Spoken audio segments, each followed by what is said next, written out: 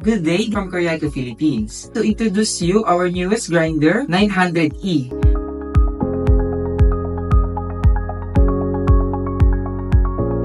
This is the upgrade version of 022. Has two color variant. It can be white and also it can be black. The inclusion of the grinder, it has a bin hopper that has a capacity of 1.2 kg, cleaning brush for cleaning, and manual. The difference between 022 and 900E is their burst size. The burst size of 022 is 60 mm and the burst size of the 900E is 64. And also the composition of the burr. Composition of 022 is stainless steel and the burr composition of the 900E grinder is DLC. The upper portion of 900E is the bin hopper.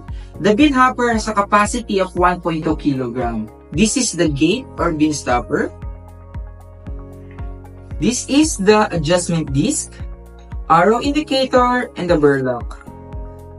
This is the LED display, portafilter holder, removable heat tray, switch, circuit breaker, and its plug. The adjustment disc, arrow indicator, and the burr lock. It has numbers. The lesser the number, the finer po yung ginagrind ng beans, and the greater the number, the coarser. Each number po may designated po sila kung saan sila gagamitin. 1 to 5 for espresso, 5 to 10 is for mocha pots, and 10 to 19 is for coarser for filter cups. So, paano po siya gamitin? Make sure to push it down and rotate the adjustment disc towards the number you like. Yan. So, yan, nakaset po siya sa 4. So, ganyan lang po gamitin yung adjustment disc. And for the switch, there is a manual. So, pag pinindot po natin yung manual, nag-grind po si grinder. And paano po siya pahintuin? Ipunta lang po natin siya sa off state at titigil po yan. For automatic, eto po. Pag pinindot po natin ito dito, gagana po yung screen. So, may trigger po tayo sa screen. Ito po yung trigger po natin. So, itutulak nyo lang po yung portafilter nyo po. Gitna po is manual. So, pag tinulak nyo po yung gitna, mag-grind po yan. At pag tinulak nyo po ulit, mag-i-stop po siya sa grinding. Ganun po yung manual na grinding po dito sa screen. Ayan. Next po, for single shot. Sa single shot po, nakikita nyo po, nakaset po siya sa 4. So, pag trigger nyo po siya, kusa po siyang hihinto sa 4 seconds po. Ganon din po yung double shot, which is 8 seconds.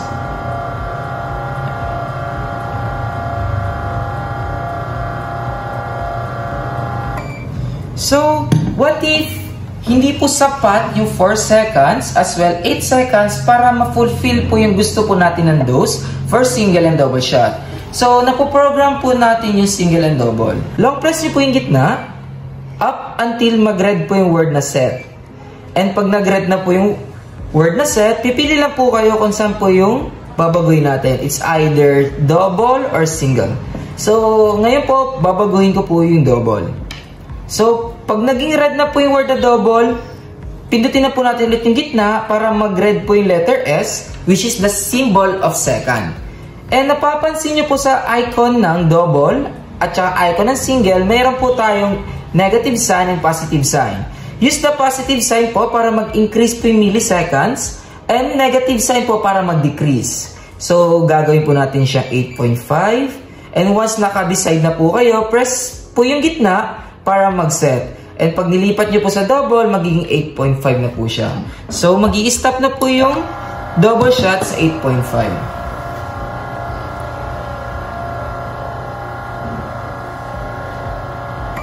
So, there you have it po kung paano po gamitin po yung grinder po na 900E. So, next, I will teach you on how to clean your grinder. The things you need is cleaning brush, vice grip, and screw. So, first thing is to remove the upper burr. Push down nyo po yung burr lock. Ito po. Rotate the adjustment disc clockwise.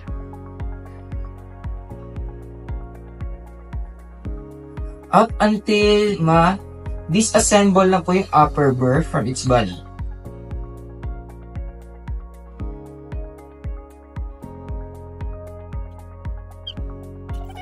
And And then, pag na-remove na po to, may natitira po mga beans po dito pag nagamit na po si grinder.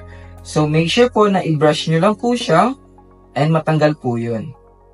And once clean, leave nyo lang po siya dyan. Kung may vacuum po kayo, pwede nyo po i-vacuum din po yung loob. Kung wala naman po, okay lang po siya i-brush. Pabalik na po natin yung upper bar. Make sure po na yung zero po is nakaharap po dito sa arrow. And once nakaharap na po siya, rotate your adjustment disc. Ito po, counterclockwise motion naman po tayo. So,